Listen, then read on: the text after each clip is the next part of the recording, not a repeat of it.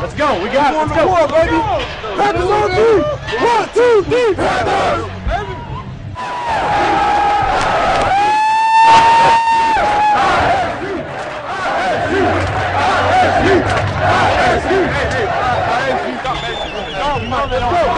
Let's go! Let's go!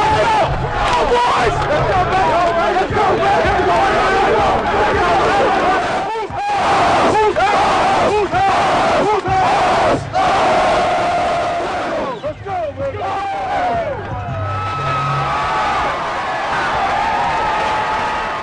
It's just so prideful. Being a UNI alumni and going through all those years with all the players that we've had. When I was an assistant coach, a player, and then to be the head coach of some of these teams we brought down here, it's just so.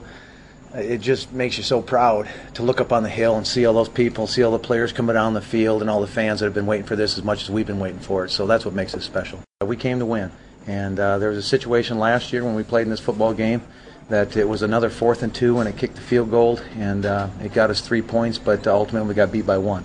So I've always had that craw in me that I should have gone for that touchdown that particular time in that particular game. So we came here to win.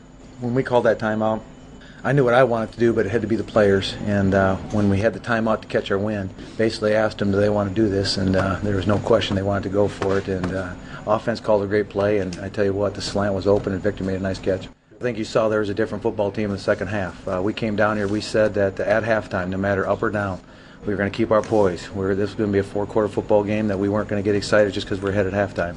That we felt that we were the better football team and could win this game if we just kept our poise and played our football game and withstood. We knew they were going to make a run at us, and we knew the crowd actually got them back in the game last year. But we overcame it this year, and it's a good day.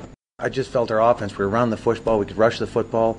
I thought you had Austin Howard in here. He did a great job of blocking that edge, and that's where we got some bounce plays. I thought Corey Lewis did a tremendous job. I mean, we were down to one running back today, and that really was factored into this game, that I didn't know how we'd hold up with just one all day long. He had to carry the load, and Corey did an outstanding job, but it took all the surrounding support cast to get it done. And that drive took some wind out of them. I think they got tired, and then it ultimately gave us time to rest on defense. We came down here with the intent.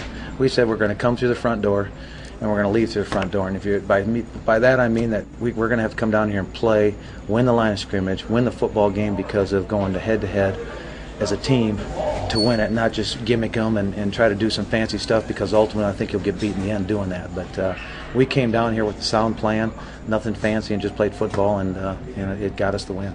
Well, that was definitely talked about this week, because we gauge ourselves based off 1AA. We gauge ourselves that we've got a personal touch with Appalachian State by playing them a couple years ago.